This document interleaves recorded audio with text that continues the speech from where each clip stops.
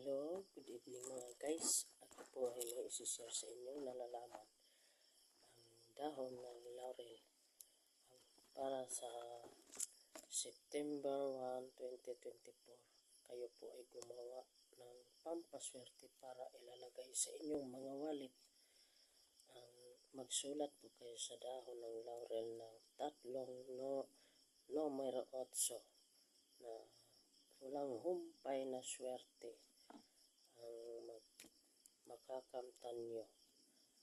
Ang numero 8, tatlong 888. Walang humpay na swerte ang darating. Tuloy-tuloy ang daloy ng swerte sa inyo. Ilalagay nyo po ito sa inyong wallet. Ang numero 8, lalagay nyo po ito sa inyong wallet sa September 1, 2024.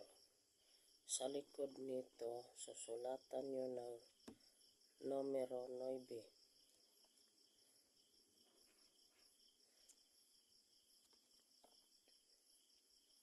Dahil buwan ng September ay baliktad. Numero 9. Tama ba?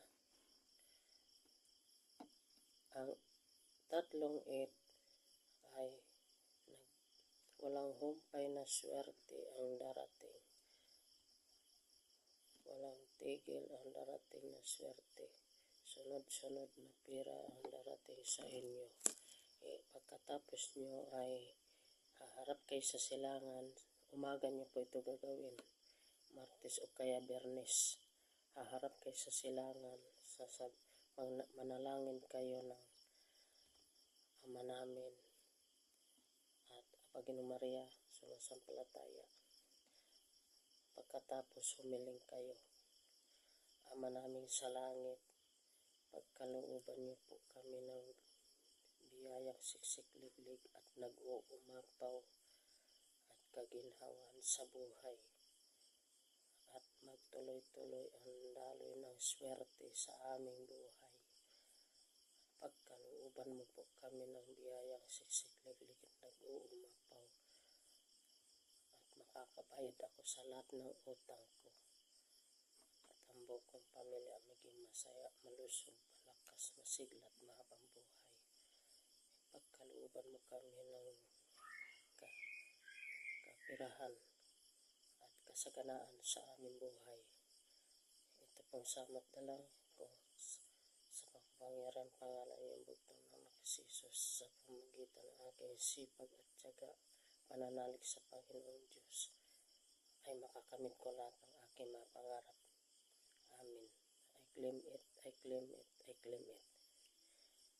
Ito ay dito sa kaliwang kamay dito.